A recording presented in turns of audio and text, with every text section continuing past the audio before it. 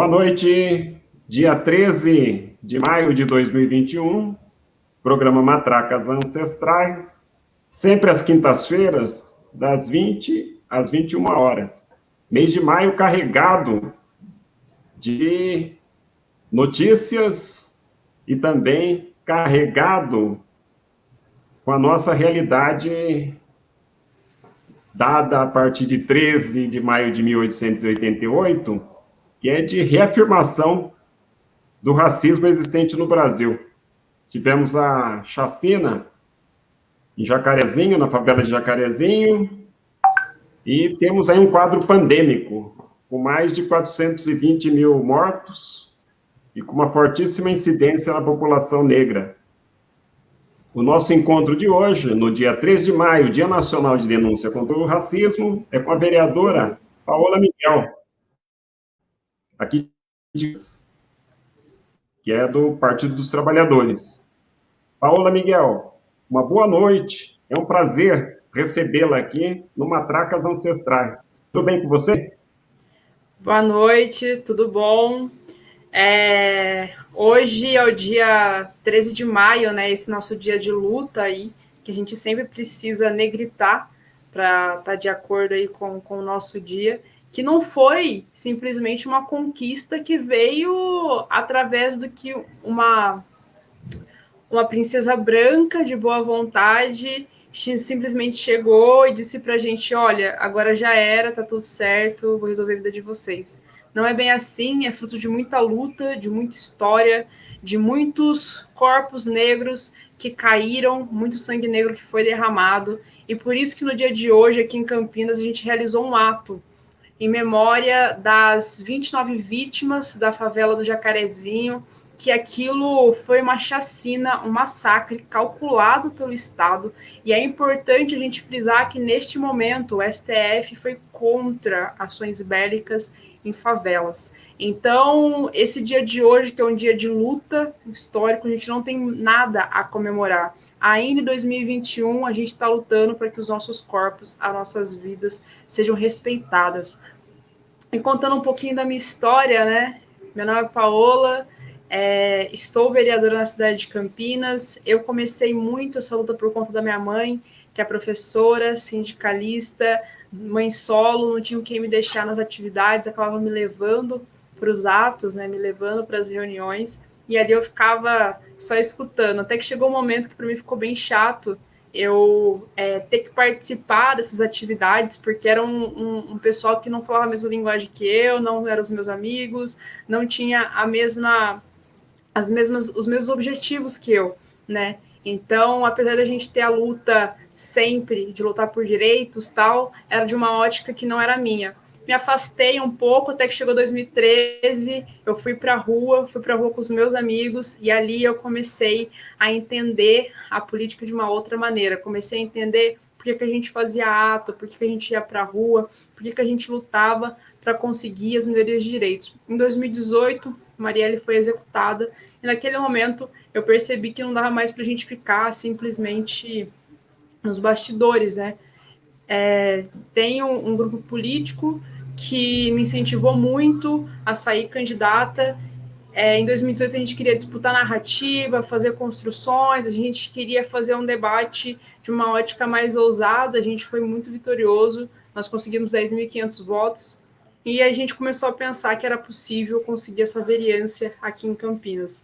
Então a gente veio nessa construção que foi tijolinho por tijolinho, até o dia de hoje, onde em 2020 saí candidata numa campanha muito difícil, numa campanha virtual, tentando entender o que era essa realidade, o que era esse novo mundo. E aqui estou, vereadora, estou como presidente da Comissão de Direitos Humanos também, para que a gente consiga discutir e pautar tudo isso de dentro da casa, de dentro da Câmara, que eu acho que é um espaço importantíssimo para a gente fazer esse debate.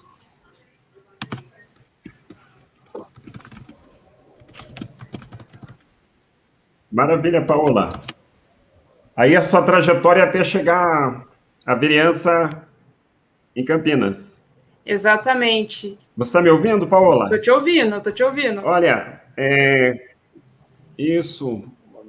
faz parte da tradição do Matacas, a pessoa falar da infância, falar da formação, e você já tem uma pincelada.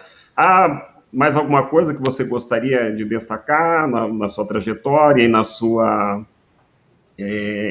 no seu processo de construção para chegar até a vereança em Campinas? Se tiver Bom, eu mais acho algum que destaque, por acho que gentileza. tem um ponto importante, né? Minha mãe é professora de português, então eu sempre fui muito mal nessa matéria, sempre aquele velho ditado, né? Santo de casa não faz milagre. Então, me aproximei das exatas, eu fiz técnico em química inicialmente, depois eu fiz técnico em informática no Cutuca, fiz engenharia de computação, que é a minha formação, né? Trabalhei na área já, né? Trabalhava na área até assumir a vereança aqui, sou desenvolvedora full stack.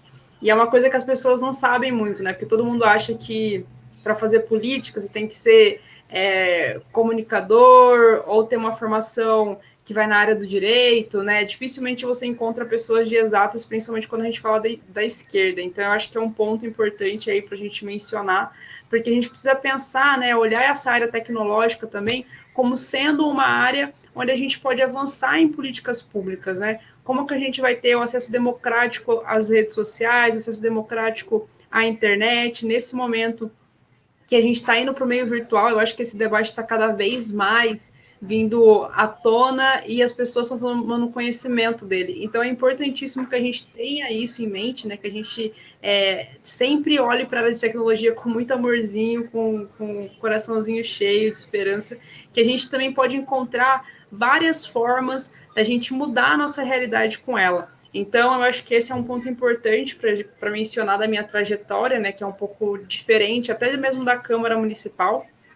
E também busco continuar tendo formações nessa área, agora um pouquinho mais, que envolva um pouquinho mais a política e a área de tecnologia também, porque eu acho que é fundamental a gente ter esse debate sendo aprofundado quando a gente fala de políticas públicas e entender que essa área não é uma área elitizada ou só para uma classe social, mas é uma área que tá para beneficiar todo mundo e mudar a realidade de todas as pessoas. Então, na minha infância, estudei sempre em escola pública, né? Minha mãe em casa sempre puxando a orelha, tem que fazer lição, tem que estudar, tem que estudar.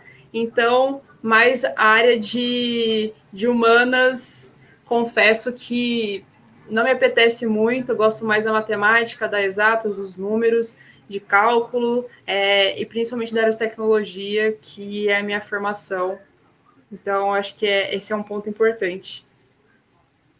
Maravilha. Aproveitando que você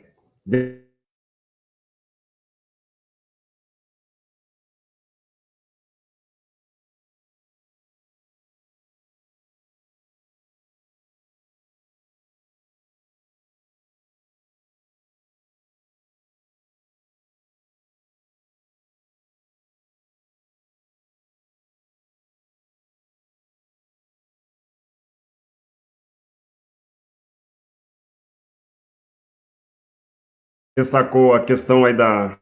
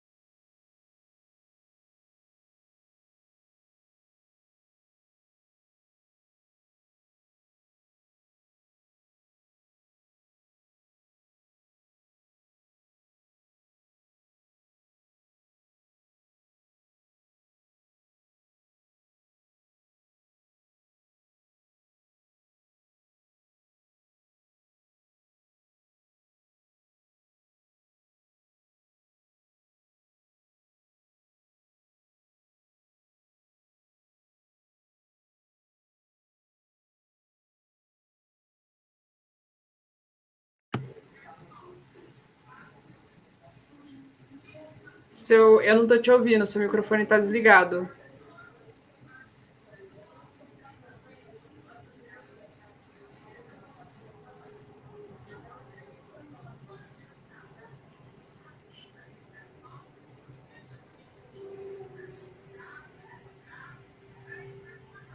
Tá ouvindo? Estou te ouvindo. Paola, você fez um recorte aí da sua trajetória até chegar à vereança. Eu agradeço. Eu aproveito para pedir para aqueles que acompanham o programa que eles compartilhem o encontro de hoje, que se inscrevam também no canal e que deem o gostei, para que o canal alcance êxito do ponto de vista do grande público. Uma questão que é necessária para o encontro de hoje é uma abordagem a respeito do 3 de maio de 1888 e o 3 de maio no contexto atual, como uma atualização daquele processo a que você já fez referência, que o 3 de maio tem um significado de luta, é Dia Nacional de Luta contra o Racismo. E considerando todo o contexto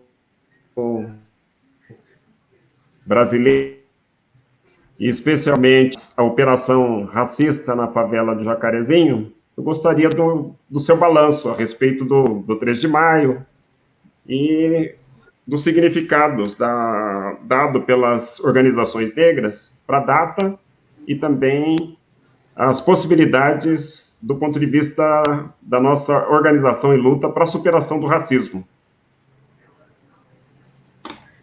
Eu acho que a primeira coisa que a gente tem que frisar sobre o 13 de maio é que, assim, ele é fruto da luta dos negros. É muito importante a gente lembrar isso, porque quando a história foi ensinada para mim, foi de uma maneira eurocentrada, né? Então, a princesa Isabel tinha chegado aqui no Brasil num dia que ela estava muito inspirada, iluminada, e assinou a lei que abolia, né, a escravatura. Mas isso não é verdade. Depois de uma pressão enorme dos negros escravizados no Brasil, depois de muitos deles terem criado quilombos, inclusive, para poder ter justamente esse refúgio, né, onde eles poderiam ser livres, depois de todo mundo ter abolido, né, a escravidão, a escravatura, o Brasil foi o último país com muita pressão internacional. Então, esse dia, né, que aconteceu há 133 anos atrás, é um dia que a gente precisa lembrar que o protagonismo é da população negra, é dos nossos ancestrais, é daqueles todos que morreram, de todos os sangues que foram derramados e de todos aqueles que não tiveram a oportunidade de estar debatendo da mesma maneira que a gente está aqui hoje. E isso resultou numa série de coisas, né? A gente precisa lembrar também que logo após a escravatura, né, os negros não tinham as mesmas oportunidades do que os brancos, e isso se reflete até hoje.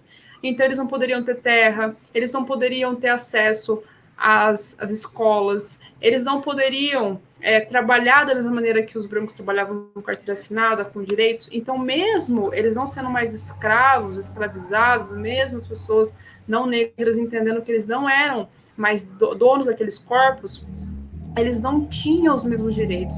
Então, o que acontece logo após a abolição é que muitos deles voltam para aquela posição de subserviência, justamente porque não conseguem se alimentar, não conseguem ter uma alternativa. E isso me lembra muito os dias de hoje, por exemplo. Porque o que acontece hoje? O reflexo disso tudo, a gente consegue entender o porquê que a gente tem as favelas. Os negros não poderiam ter não poderiam ter acesso à terra da mesma maneira que os brancos. Então eles foram se juntando e criando os ditos guetos, né? E aqueles guetos foram crescendo, crescendo, crescendo, até que hoje se tornaram as favelas de hoje em dia. Depois disso, voltando para aquele tempo, os negros não podiam ter acesso à educação, eles não poderiam frequentar as mesmas escolas. Então, hoje, quando a gente fala que a gente precisa de uma educação básica de qualidade, é porque essa educação básica, né, essa educação pública, só é oferecida para aqueles que não tem dinheiro, que são, em sua grande maioria, a população preta e pobre. Se a gente voltar para aquele tempo, a população negra daquela época, ela não tinha direito a ter acesso, muitas vezes, a salário, elas não tinham direito a ter os mesmos direitos que a população não negra. Então, isso, hoje, se a gente for olhar hoje, quem está nos piores cargos, nos piores empregos, nos empregos onde existem menos direitos? A população negra. Então, assim, se a gente fizer um comparativo, né, de 1 para 1, de como que era há 133 anos atrás e o dia de hoje, pouca coisa mudou. O que mudou foi que, no meio disso tudo, a gente teve uma política de higienização, que veio clareando a nossa população para que hoje a gente tenha um discurso colorista que muitas vezes é utilizado para nos dividir, que é a mesma tática utilizada de quando a gente tinha aquelas divisões entre os negros que ficavam na senzala e os negros que ficavam dentro da casa, que é para justamente colocar uns contra os outros, e várias outras técnicas de você pegar povos diferentes e colocarem juntos para que eles não conseguissem se entender. Então, todas essas práticas que foram criadas lá atrás para que a população negra fosse escravizada e tivesse dificuldade de se organizar para buscar novos meios, ainda é utilizada até hoje. Então, o que a gente precisa entender que essa política, né, apesar de a gente falar que são 133 anos, ela ainda é muito recente. É num período muito recente que a gente tem uma população negra que não é mais escrava. E a gente tem um reflexo disso quando a gente olha, por exemplo, a fala do ministro Paulo Guedes, que disse o seguinte sobre o FIES: hoje, até o filho do porteiro do meu prédio está tendo acesso à universidade. E qual é o problema? Qual é esse real problema? Entende? O problema tá que essa pessoa, primeiro ponto, é ministro do Brasil e tem uma fala carregada de preconceitos. Então, assim, o porteiro do prédio dele, se ele for, muito provavelmente, ele é alguém pobre, com certeza é alguém pobre, não tem o mesmo salário do que o Paulo Guedes, isso é com certeza, e muito provavelmente vai ser alguém negra, que é o preto ou pardo. E isso mostra o racismo que a gente sempre diz, o racismo estrutural e estruturante da sociedade, que é utilizado para nos oprimir, para nos separar, que é utilizado, inclusive, para nos subjugar. Então, quando a gente fala sobre o dia de hoje, a gente precisa lembrar que é um dia de luta, um dia onde a gente lembra o que todos os nossos antepassados passaram. A gente precisa lembrar por que eles morreram, por que eles lutaram e como que a gente chegou até aqui hoje. Então, quando a gente vê uma chacina no Rio de Janeiro, onde 29 homens de idade, né, pode considerar, onde eles têm seus corpos onde ele tem os seus corpos retirados do local do crime, isso é de extrema violência, e não só isso, mostra como eles não estão preocupados com os nossos corpos, porque uma vez que você pode matar uma pessoa na frente da sua filha, no quarto dela, você não está preocupado com a saúde dessa criança também, você não está preocupado com os traumas que serão gerados nessa criança, essa criança negra, essa criança preta, essa criança pobre de periferia. Então, quando a gente faz essa relação direta, né, do que aconteceu lá atrás com o dia de hoje, a gente vê que pouca coisa mudou. A gente mudou a forma, a gente mudou o método, mas as práticas ainda são as mesmas, de colocar o povo preto como sendo um povo que pode, inclusive, onde as nossas vidas não importam. E por isso que a gente tem que gritar todos os dias: vidas negras importam, porque são os nossos corpos que são expostos, os nossos corpos que são mortos, são os nossos corpos que não têm acesso, não têm os mesmos acessos que todas as outras pessoas. Então, muitos dizem assim, mas não são todas as vidas que importam. Isso é verdade. Mas se todas as vidas importassem da mesma maneira, a gente não precisaria gritar que vidas negras também importam. Então, é um pouco disso que eu acho, Fausto. Eu acho que a gente está muito longe do mundo ideal. A gente ainda precisa avançar muito quando a gente fala de política pública antirracista. Mas eu acho que pelo menos a gente está começando a entender que esse racismo é estrutural de uma sociedade como um todo e não só de algumas pessoas.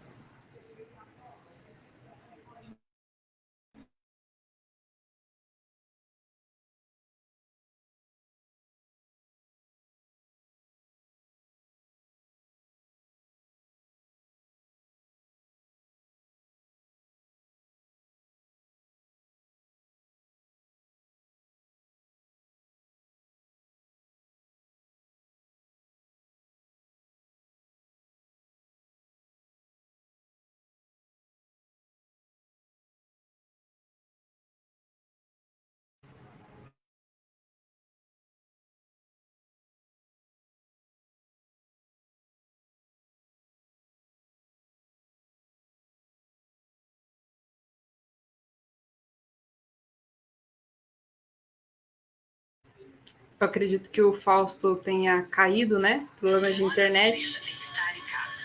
Então, problemas de internet aqui, tentando resolver. Fernanda Paula, apareceu. você pode dar continuidade à sua fala? Você pode dar continuidade à sua fala? Ah, tá bom. Eu acho que é um pouco disso, eu acho que a gente está muito longe de conseguir ter os mesmos direitos, mas pelo menos agora, quando a gente consegue ter um ato organizado pela população negra, pela população preta, pela população que está sendo assassinada todos os dias, já é um começo da nossa unidade. Então, é muito necessário que a gente tenha essa unidade para que a gente consiga buscar melhorias, para que a gente consiga buscar, inclusive, projetos, pacotes antirracistas, onde a gente consiga buscar aliados nisso. E eu estou falando isso tudo aqui muito voltado para a população negra, mas a gente precisa entender que essa luta ela tem que ser protagonizada por nós, mas que a gente precisa buscar aliados e parceiros não negros, porque infelizmente hoje que a gente tem no Brasil, quando a gente fala do racismo, quando a gente fala do machismo, é que a gente precisa buscar aliados entre as pessoas não negras, quando a gente fala das mulheres, entre as pessoas que não são mulheres, porque a gente precisa chegar mais longe, a gente precisa ser ouvido, a gente precisa fazer com que a nossa voz ecoe também. Então, se você está assistindo a gente, não é negro, você tem um papel importantíssimo nessa luta. Você tem um papel, inclusive, de dar voz, quando a gente fala do movimento negro, para as pessoas que são negras. Você tem o papel de reforçar tudo aquilo que eu disse, porque muitas vezes alguém não negro não vai ouvir alguém que é negro, só vai ouvir você.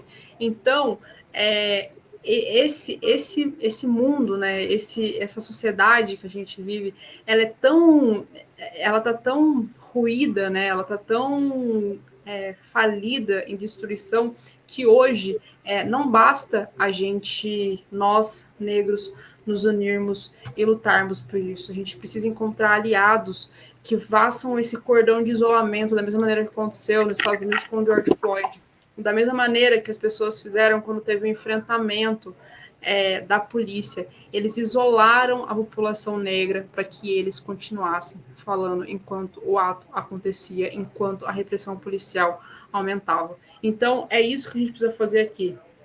A gente precisa ter aliados antirracistas que vão ajudar a gente nessa construção.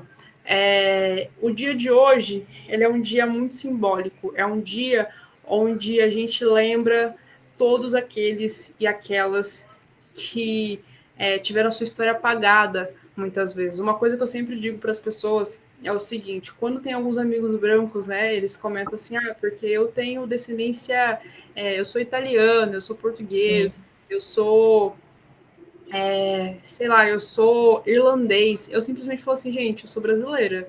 Eu não tenho uma linhagem, né, que eu consiga identificar, que passe além da minha avó, assim, o que veio antes dela, quem são os meus antepassados. Até isso da gente nos foi tirado. Então, eu quero que as pessoas entendam, aquelas pessoas que estão ouvindo a gente aqui, que estão assistindo a gente, que vão assistir a gente, de que esse é o problema do racismo. O racismo, ele vem apagando, inclusive, a nossa história.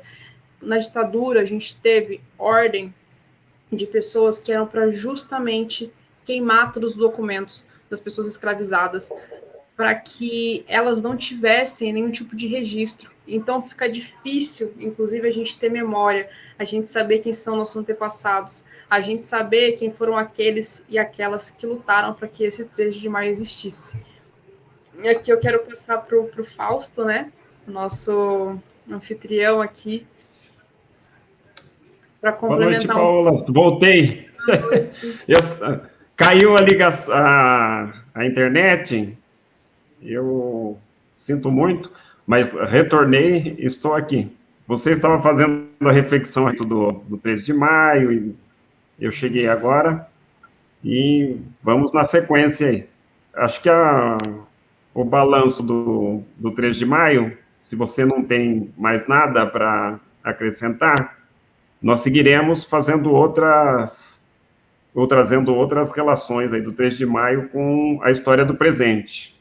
Queria, antes de indagar de você uma outra questão, perguntar se há outras amarras com as quais você gostaria de estabelecer aí um nexo do 13 de 1888 com a realidade atual. Ou eu passo para indagar de você. Eu acho que, assim, ó, as principais amarras que a gente tem hoje, né, a gente pode olhar com relação à propriedade, né? Hoje, difícil, lá atrás, os negros foram proibidos de ter propriedade. E hoje, o reflexo disso é que a maioria das pessoas que não tem casa própria é a população preta e periférica. Lá atrás, os negros foram proibidos de ter acesso às escolas da maneira que era antigamente, né? Quem dirá a universidade. Hoje, quem tem a baixa escolaridade, quem não conclui o ensino, muitas vezes o ensino fundamental, é a população preta e pobre, é a população que está à margem da sociedade. Lá atrás, a população negra, ela ficava em situação de subserviência, quando a gente fala de emprego, quando a gente fala inclusive de categorias. E hoje, se a gente olhar, as categorias que recebem menos são as categorias onde existem mais pretos e pobres. Então, esses 133 anos, né, que se passaram da nossa história, ele fez muita coisa mudar, mas isso não mudou. Isso a gente só tem o reforço de que tudo isso ainda existe, o reforço de que tudo que aconteceu lá atrás só explica porque a gente está aqui até hoje, e de como esses debates, né, como esse debate de hoje, como que o debate que a gente vai fazer daqui para frente, como que esse apagamento, inclusive quando a gente fala de documentos, tira de nós o direito de contar a nossa verdadeira história, porque o que eu aprendi na escola não é a nossa verdadeira escola, a nossa verdadeira história. Então, a gente precisa, sim, recuperar a nossa história para entender por que hoje a população preta, pobre, periférica, favelada, é a população que mais está sofrendo, inclusive com a Covid-19. Tudo bem, isso é uma verdade. Os espaços são marcados no Brasil por uma racialização. E as favelas, os cortiços, os alagados são ocupados pela população negra. São espaços segregados. E os espaços também destituídos, né, de cidadania são aqueles ocupados pela população negra, o que explica a favela do Jacarezinho, e a operação foi realizada no dia 6 de maio de 2020. Eu gostaria da sua análise também, dessa questão especificamente, e da violência policial, que é um elemento fundamental do ponto de vista da manutenção da opressão contra negros e negras no Brasil, e também da produção do racismo existente na sociedade brasileira.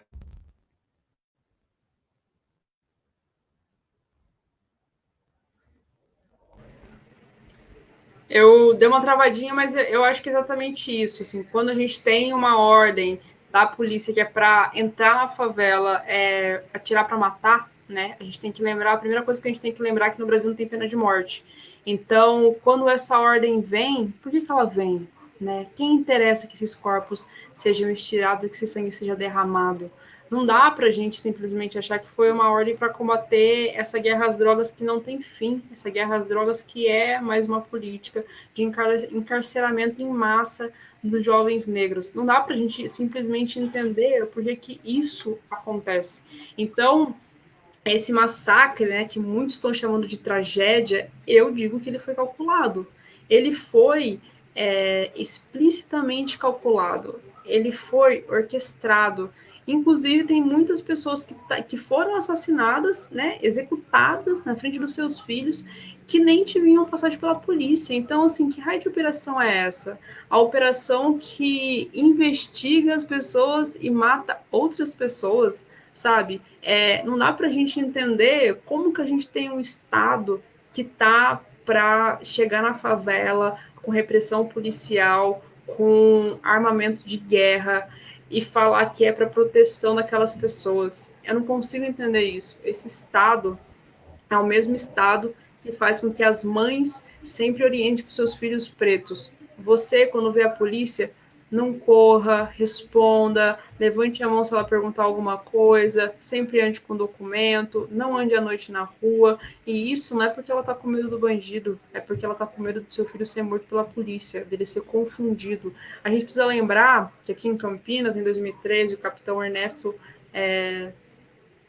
Araújo deu uma ordem que era para parar, sim, o carro onde tivessem jovens pardos ou pretos que aparentassem entre 18 e 25 anos em grupo de 3 a 5 pessoas. Se isso não é racismo, se essa ordem não é racismo, gente, desculpa, assim, eu não sei o que é, assim, é explicitamente pela cor da pele e pela idade. Então, assim, um jovem preto não pode andar de carro num bairro luxuoso, num bairro nobre da cidade de Campinas, que ele sim vai ser parado como sendo suspeito. Na cidade de São Paulo, a gente no estado de São Paulo tem a polícia que mais mata. A polícia que mata preventivamente crianças de 10 anos. Então, não dá para a gente achar que essas crianças, inclusive, são todas as crianças, porque não são. Essas crianças têm cor. Essas crianças são de um bairro específico, são de uma classe social específica. Então, eu sempre digo isso e complemento dizendo: a polícia do estado de São Paulo também é a polícia que mais morre, porque não tem uma política antirracista, de fato, que proteja nessa guerra sem fundamento, nessa guerra às drogas sem fundamento, nessa guerra às drogas, inclusive, que só aumenta e movimenta o tráfico na cidade do Rio de Janeiro, no estado de São Paulo, em todo o Brasil. Há mais de 40 anos que a gente tem chacinas e massacres, onde os nossos corpos são os únicos executados. E ainda por cima, sem falar nas balas perdidas que atingem as nossas crianças pretas. Então, não tem como a gente falar que não existe racismo quando a gente fala em relação à segurança pública que a gente tem no nosso país. Existe sim, as pessoas elas estão cada vez mais mostrando isso, né? Discursando isso e não tendo medo de falar que bandido bom é bandido morto, mas isso só vale para o preto que está na favela. Então, inclusive o crime de colarinho branco, né, que a gente tem aqui filhos de uma determinada figura muito importante do nosso país, nunca foram investigadas. A polícia nunca entrou no condomínio fechado com a mesma brutalidade que ela entrou naquelas casas, que ela entrou na favela. Então não dá para a gente achar que isso simplesmente é episódio, que é uma tragédia. Aquilo foi calculado, aquilo foi orquestrado, aquilo foi mandado. Então a chacina do Jacarezinho, ela é um exemplo de como que a brutalidade e a violência policial tá ali para nos matar e não nos proteger. Tudo bem, é uma verdade. Esses passos são marcados pelo racismo, As ações racistas dirigidas pela polícia, elas têm um alvo, que são jovens, negros. É uma realidade e precisa de ser alterada a partir da nossa mobilização e de mudanças profundas na sociedade brasileira. Uma questão que é importante do ponto de vista da sua atuação é um balanço do seu trabalho na vereança em Campinas. Eu gostaria, Paulo, de ouvi-la a respeito da sua atuação na Câmara Municipal de Campinas e também um balanço do ponto de vista da pandemia e de outras questões do governo de Campinas e também do estadual, e considerando a sua atuação no espaço do Legislativo aqui em Campinas. Certo. Eu vou fazer um comparativo com o governo federal também, porque eu acho que tem muitas coisas que a gente discute hoje que a gente precisa passar por ele, como a questão das vacinas, né? Então, começando de baixo para cima, né, do nosso âmbito mais próximo, que é o governo municipal, a gente tem uma Câmara Municipal que é extremamente conservadora ainda, a gente tem uma vitória nessa legislatura, onde a gente conseguiu ter 4 mulheres eleitas. Então, assim, nossa maior bancada feminista da história. Mas isso é muito pouco. Nós somos 4 numa casa que tem 33 vereadores. Então, a gente precisa minimamente dialogar com os vereadores para ter os projetos aprovados. Eu acho que tem algumas pautas que a Câmara de Campinas ela consegue avançar. Quando a gente fala, por exemplo, da violência contra a mulher, a gente já conseguiu aprovar um projeto que é meu, inclusive, que é uma campanha, né, de fixação de cartazes, de conscientização, para que a população entenda o que é violência, principalmente, que a violência não é só física, que existe a violência moral, a violência financeira, a violência, o assédio moral também, a violência, que é aquela violência que você bloqueia, você não pode conversar com seus amigos, visitar sua família. Então, essa campanha de conscientização, juntamente com uma campanha que traga quais são os meios que as mulheres podem buscar para buscar ajuda para todas essas formas de violência que elas estão vivendo. Esse é o primeiro ponto. A gente teve um vereador que propôs, né, uma campanha de violência contra a mulher voltada para os homens, que também é muito importante, porque eles são os maiores autores de feminicídio que hoje existem no Brasil. Então, é uma iniciativa muito positiva.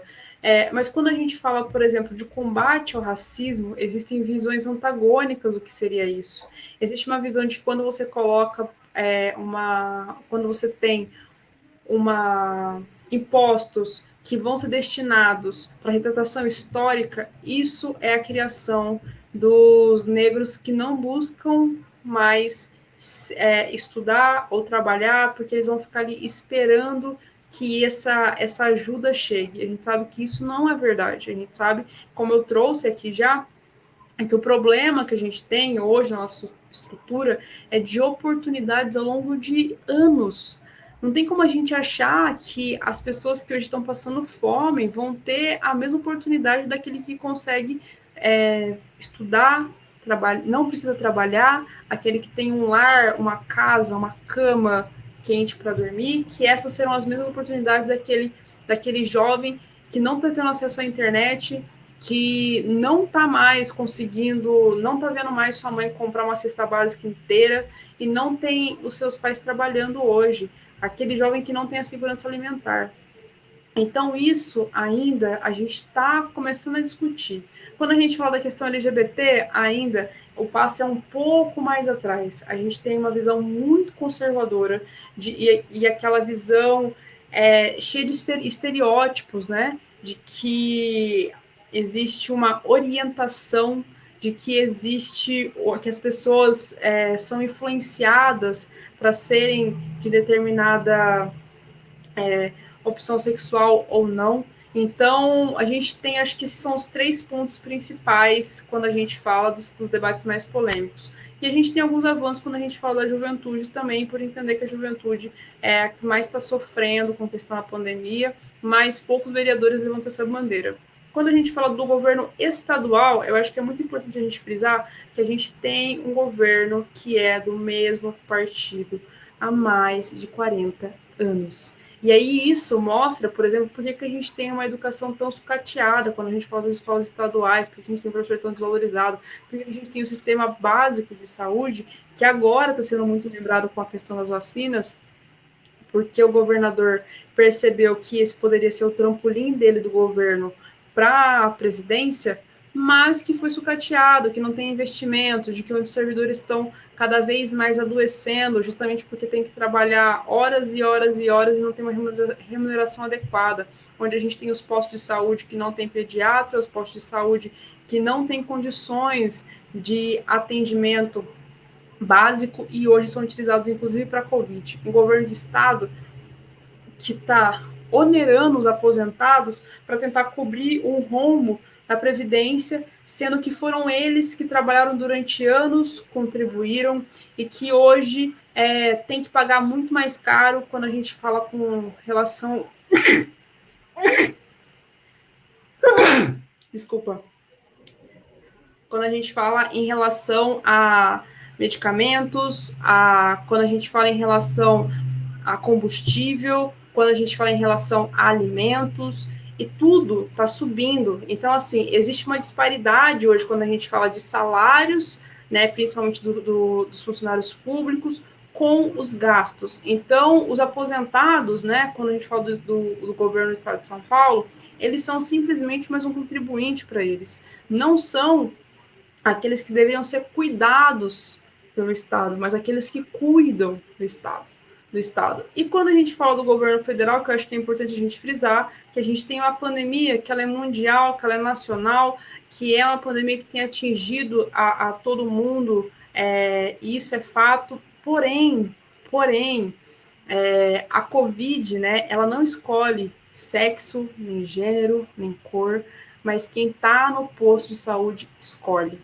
Quem está trabalhando hoje tem que escolher, ele é obrigado a escolher, porque a gente não tem uma política, inclusive, de prevenção à doença que começou no momento correto. Quem não se lembra de quando começou os primeiros dados de Covid, que a gente tinha 600 mortos por dia na Itália, e todo mundo achava que aquilo era absurdo. A gente bateu 4.000 mortos no Brasil, e agora a gente trata 2.500 como se fosse a normalidade, como se fosse pouco, como se tivesse tudo certo. E a gente tem um governo que oferece para as pessoas medicamentos que não são eficazes no combate à pandemia. Isso comprovado cientificamente. Então, assim, é um governo que nega a ciência, é um governo que nega tudo aquilo que a gente está falando aqui, nega o racismo, nega o machismo, nega a LGBTfobia, nega que as pessoas estão morrendo porque não existe uma política pública de saúde decente. Ele, inclusive, negou a oferta de vacinas quando ele foi oferecido. Vacinas que poderiam hoje fazer com que eu tivesse vacinada. Eu que sou considerada jovem, não tenho comorbidades, eu poderia estar vacinada hoje. E a única coisa que eu consigo ter como vitória é a vacina da minha mãe, que é uma senhora de 68 anos, aposentada, e dando graças a Deus, porque foi o alento que a gente teve na nossa família, para a gente conseguir não ficar mais na paranoia quando a gente ia no mercado. Porque a gente não está falando de alguém que tem que sair todos os dias, tomar ônibus lotado, não tem saneamento básico em casa. A gente não está falando de nada disso. A gente não está falando de alguém que, inclusive, é obrigado a se expor todos os dias para conseguir buscar o alimento. A gente está falando de alguém que estava com medo de ir no mercado. Então, assim, esse governo, ele é um governo genocida em todas as suas estruturas, em todas as suas políticas, inclusive quando a gente fala de meio ambiente. Então, assim, o que a gente tem nesse castelo de cartas, né? Que a gente tem na base os governos municipais, no meio os governos estaduais e no topo o governo federal, que está simplesmente ali para soprar esse castelo e destruir tudo que a gente está construindo. Então, mesmo que a gente tivesse um governo municipal que a gente não tem, que tivesse preocupado com a população, que tivesse fazendo lockdown, que tivesse fechando a cidade, a gente não teria vacina para vacinar todo mundo. Então, eu acho que é importante a gente colocar essas políticas, né, qual que é o peso de cada uma delas, porque, por exemplo, mesmo quando a gente tem no governo do estado João Dória, que eu nunca achei, inclusive, que eu ia concordar com essa política, que é uma política que eu acho há muitos anos que vem destruindo a educação, mas ele fez o debate de não ser negacionista. Ele fez o debate de ter vacina de construção, mas mesmo assim o Estado de São Paulo não consegue produzir vacina o suficiente, porque tem alguém na presidência que destrói a relação internacional que a gente tem com a China, que é uma produtora de insumo, que é onde a gente compra. Então, assim, isso me deixa muito triste nesse momento, me deixa muito preocupada também, porque a gente acabou de sair de uma segunda onda que ela foi muito mais letal do que a primeira. E aí tem alguns especialistas falando que a gente vai entrar numa terceira onda. Então, assim, eu espero que isso não aconteça, de verdade. Espero que a gente consiga, daqui para frente, só vacinar mais pessoas, mais, e que o número de óbitos chegue a zero, como aconteceu em Araraquara, com o nosso prefeito Edinho, do PT, que fechou a cidade, fechou o comércio, se preocupou em pegar medidas que dessem real motivação à população a ficar em casa, fechou inclusive os postos de gasolina, e isso fez a cidade de Araraquara zerar o número de óbitos. Obrigado, Paola. Queria saber, são duas questões finais para o encerramento do nosso encontro, dos seus desafios também, do ponto de vista da vereança em Campinas, e a sua relação com os movimentos sociais, o que você tem para destacar, as articulações, as questões que são realizadas também, do ponto de vista desses movimentos e da sua atuação. Fausto, a gente tem buscado conversar, dialogar com os movimentos sociais, né? A gente tem... eu já fazia parte de alguns movimentos sociais, principalmente quando a gente fala da juventude, né? Então, retomar, tentar conversar, dialogar, mas não tem sido fácil, porque a gente fazia isso de forma presencial, né? A gente ia para a rua, muitas vezes com batucada, com barulho, chamando atenção. E aí, quando a gente tem uma pandemia que dura mais de um ano, a gente fazer isso de forma remota dá uma dispersada um pouco nas pessoas. Mas a gente tem conseguido encontrar parceiros importantes e fazer diálogos importantes para que a gente consiga ter, inclusive, uma visão da sociedade civil, que eu acho que esse é o ponto, né? A gente sempre quer trazer a sociedade civil para dentro do debate. Hoje eu realizei um debate pela Comissão de Direitos Humanos que era sobre despejo zero. E eu não quero falar simplesmente com a galera que fez o projeto. Eu quero conversar com o pessoal que está na comunidade e que está sofrendo com o despejo. Porque isso é importante. A gente precisa ter o executivo, o legislativo, a sociedade civil alinhados para que a gente consiga ter essa construção. E fazer isso dessa maneira é muito difícil, porque muitas vezes você é visto como sendo alguém oportunista, alguém que está ali para se apropriar de uma pauta, alguém que está ali para simplesmente fazer show. E isso eu não estou falando da sociedade civil, não, eu estou falando de dentro da Câmara mesmo, né? As pessoas olham para você como, para mim, né? As pessoas me olham como se eu não tivesse competência para estar naquele espaço. Porque eu sou muito jovem, porque eu sou muito baixa, porque eu aparento ser uma adolescente andando pela Câmara, né? Então, esse espaço que não foi pensado para mim, né? Nem para as mulheres, muito menos para uma mulher jovem preta bissexual, é muito complicado, assim. A gente tem conseguido dialogar bastante, a gente tem conseguido conversar com alguns vereadores, muitos vereadores me respeitam, né? A gente consegue conversar, dialogar, fazer algumas construções de maneira coletiva, mas muitos ainda têm esse receio, têm esse afastamento, esse distanciamento, que dificulta bastante quando a gente quer, por exemplo, pautar alguma coisa para a cidade de Campinas. Então, acho que é um pouco disso a dificuldade. A Câmara, no começo, ela também não me enxergava como vereadora, né?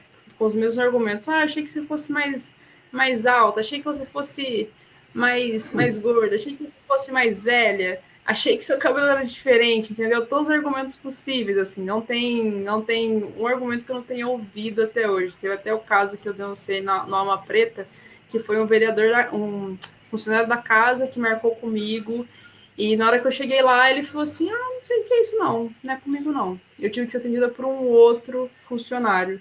E aí esse funcionário falou assim, você que é vereadora?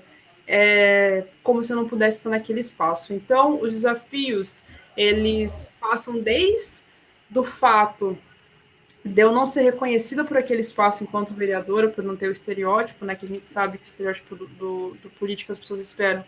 Geralmente, sua grande maioria são homens brancos, mais velhos, e aí quando você tem mulheres, são a mesma perspectiva, mulheres brancas, mais velhas, né, e aí quando chega eu, as pessoas não conseguem me enxergar como vereadora, inclusive ficam negando a minha competência o tempo todo. E também o fato do próprio relacionamento com os outros vereadores, né? Sou uma vereadora de esquerda, tenho pautado isso o tempo todo, tenho mostrado o porquê que eu vim e não tenho medo de ir para o debate, para o enfrentamento, quando for necessário. E também não tenho medo de conversar, dialogar e construir forças, principalmente quando isso for para defender a pauta das mulheres, a população preta, da juventude, a população LGBTQIA+, e de todos aqueles que estiverem à margem da sociedade. Então, eu acho que isso incomodou um pouquinho, mas a gente espera que a gente esteja fazendo um bom trabalho. Paola, nós temos um quadro no Brasil e mundial, Covid-19, a pandemia, há o racismo presente e persistente na sociedade brasileira, e nós temos também em marcha o golpe de Estado de 2016, que também é um golpe branco. É um golpe dado e balizado pelas instituições brancas que comandam o Brasil, como sistema de comunicação, sistema judiciário, sistema militar. Aí eu estou falando do Marinha, Exército e Aeronáutica, e também sistemas econômico e financeiro. E nós temos, para 2022, o processo eleitoral. Gostaria de ouvi-la a respeito dessas questões que estão encruzilhadas e que demandam também as nossas intervenções e o posicionamento no tocante à disputa da presidência.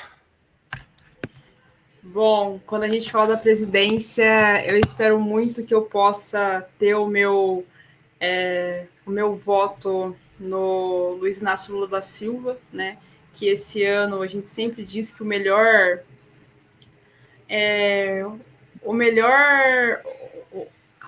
remédio é o tempo, né? Então o tempo mostrou que ele é inocente, que Lula é inocente, que Lula pode concorrer e que ele pode, de fato, mudar o Brasil e mudar a nossa realidade. Já fez isso uma vez, né? Então,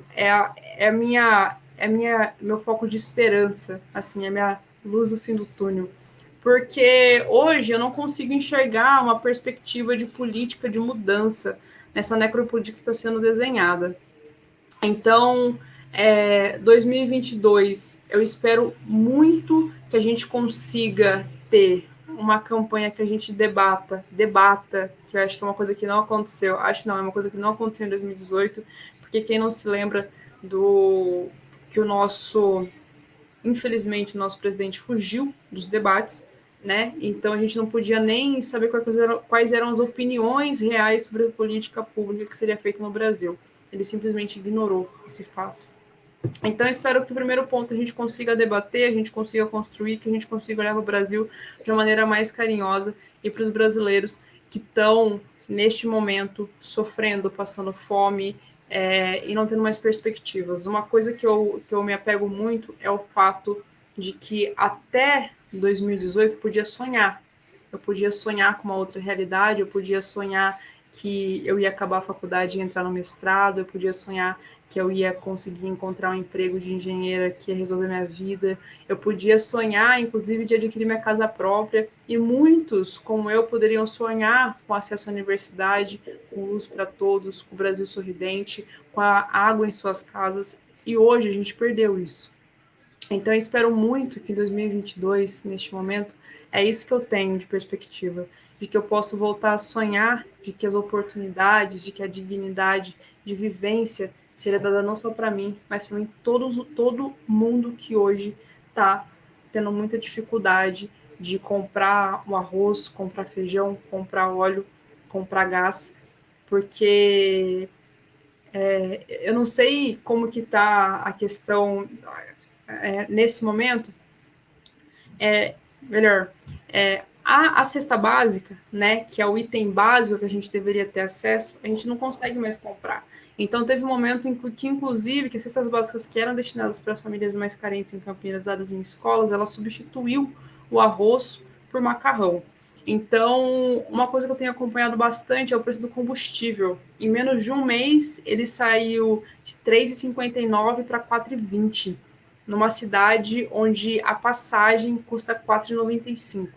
Então, assim, o poder de compra do brasileiro, do campineiro, está cada vez menor, está cada vez mais difícil de você imaginar e ter perspectiva de mudança de vida. Então, é isso que eu espero em 2022. Espero, inclusive, que a gente consiga dialogar, debater, não só com o pessoal de esquerda, mas com todos aqueles que estão vendo que o Brasil está indo para um buraco e que se a gente não fizer nada, a gente não consegue recuperar a nossa economia, a gente não consegue recuperar os empregos, a gente não consegue recuperar as vidas que ainda serão perdidas pela fome e não só pela Covid.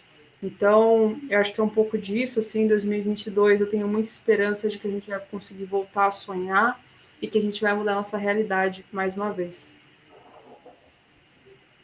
É preciso, do ponto de vista dos movimentos sociais e também dos coletivos, como o coletivo de negros e negras do PT, não sei se você tem participado, se você tem discutido com esses setores dos movimentos negros e também dos coletivos antirracismo, do Partido dos Trabalhadores e também da CUT, porque há uma necessidade também da nossa mobilização e da organização a partir de uma perspectiva de superação do racismo, mas encruzilhada também com uma proposta de radicalização para superar o golpe de 2016 que está em marcha ainda no país.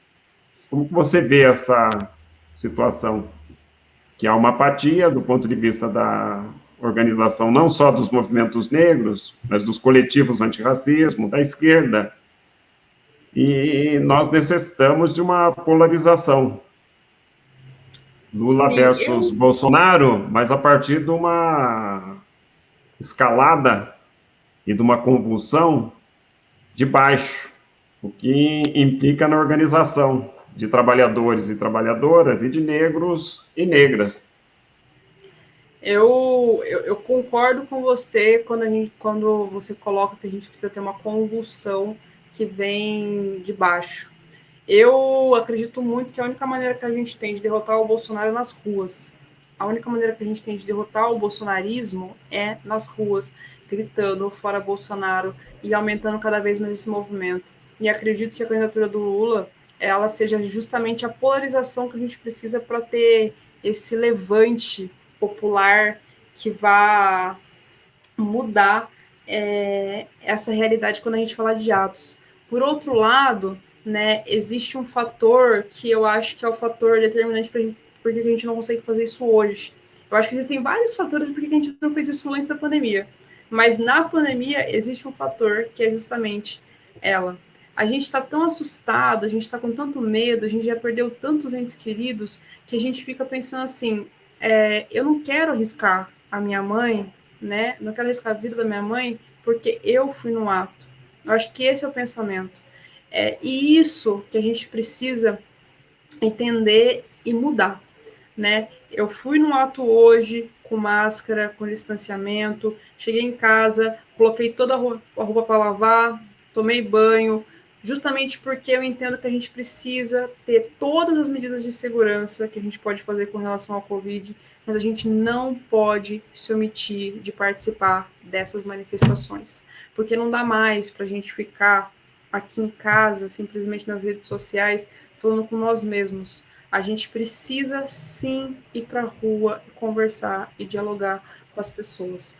Então, eu acredito que esse momento, Fausto, eu acho que ele está chegando, assim, acho que as pessoas não aguentam mais. Jacarezinho, esse primeiro ato que a gente teve, mostrou um pouco isso, né? A gente tinha uma praça grande, espaçosa, que coube um ato com distanciamento social, mas poderia ser um pouquinho maior. A gente pode fazer ato descentralizado, a gente pode ocupar as duas praças que tem ali, entendeu? Para a gente justamente ir aglutinando, e eu não tenho dúvidas hoje de que o bolsonarismo ele vem para o enfrentamento o ano que vem.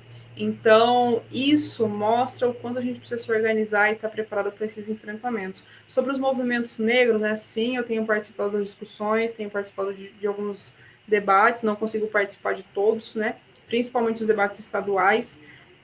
Acho que a gente hoje precisa buscar uma unificação total dos movimentos negros.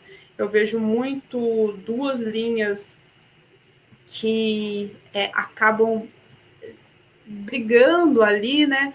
Ao invés da gente se unificar contra aquilo que realmente está nos matando, que é essa política, essa necropolítica genocida do Bolsonaro.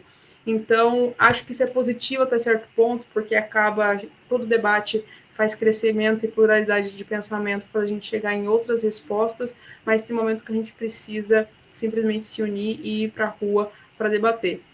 Eu tenho participado estadualmente, né, dos debates, porque eu entendo que a gente precisa pautar politicamente o movimento antirracista, né, não só o movimento negro, mas a gente precisa pautar o movimento do combate ao racismo como um todo, né? Então a gente precisa unir forças com os povos originários, a gente precisa unir forças com todos aqueles que sofrem racismo de outras maneiras também, que não só quando a gente fala da raça, né? Racismo vem de raça, mas que não da raça negra, a gente precisa buscar unir forças com aquelas pessoas que estão sendo oprimidas também de outras maneiras, porque assim, nesse momento a gente precisa combater o racismo e se aglutinar enquanto movimento antirracista, né? E aí a gente precisa trazer todo mundo para perto de nós para que a gente consiga ter essa força, essa convulsão das ruas, de massas, para a gente poder buscar esse fora Bolsonaro que eu tenho gritado já há mais de um ano. Obrigado, Paloma. Nós chegamos ao final do encontro. Eu agradeço muito a presença. Vou, além do agradecimento, passar para as suas considerações finais. Algo que você possa destacar e algo que você não teve oportunidade de discutir nesse encontro. Então, a palavra está com você para suas considerações finais. Fausto, eu quero agradecer o convite, quero agradecer todo mundo do TV Matrax, todo mundo que está acompanhando a gente. Sempre que você quiser, puder, se você quiser conversar, sempre digo que dúvidas, sugestões, críticas, desabafo, pode me chamar nas redes sociais, @vaipaola com 2 L's em todas elas. Quero dizer para todo mundo que está acompanhando a gente, esse debate é muito extenso, é um debate que a gente hoje fez só a pontinha do iceberg, né, as questões mais críticas, mas ele é muito mais profundo.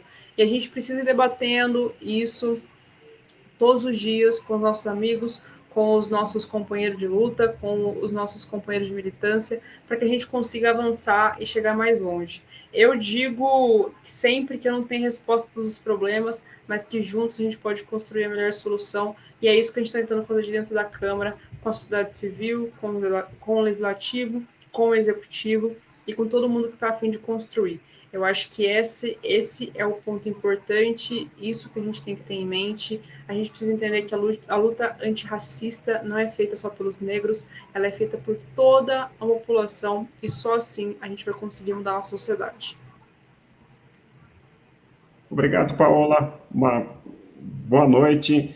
Eu agradeço a sua presença e sempre que for preciso e necessário, nós entraremos em contato para contar com a sua presença e participação na Matracas.